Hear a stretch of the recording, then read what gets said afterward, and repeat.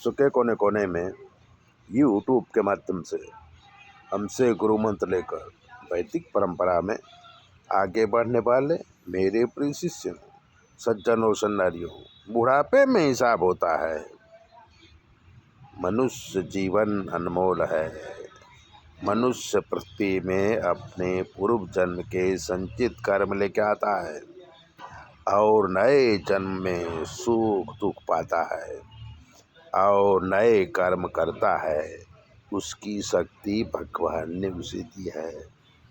गीता में 3 प्रकार के कर्म कहे हैं: क्रियमाण कर्म, संचित कर्म, प्रारब्ध कर्म। क्रियमाण कर्म ऐसे होते हैं कि कुछ तो तुरंत फल देते हैं, कुछ जो है 2-5 साल में फल देते हैं, कुछ 15-20 साल में फल देते हैं, कुछ कर्म का फल बाकी रह जाता है, उसे संचित कर्म कहते हैं। और यही संचित जब उदय होते हैं तो इसी को प्रारब्ध यानी किस्मत कहते हैं।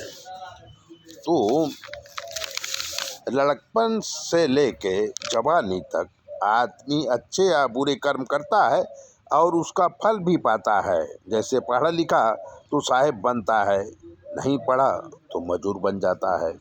कर्म के आधार पर माता पिता, पत्नी, पुत्र, परिवार मिलते हैं और वो इन्हीं के द्वारा सुख दुख पाता है।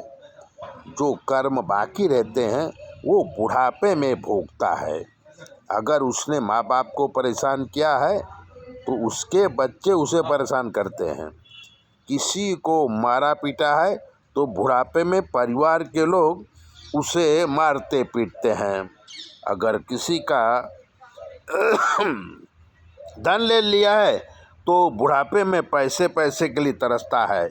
अगर किसी जानवर की हत्या किया है तो बुढ़ापे में रोग से पीड़ित होकर खटिया में पड़े पड़े सड़ता है।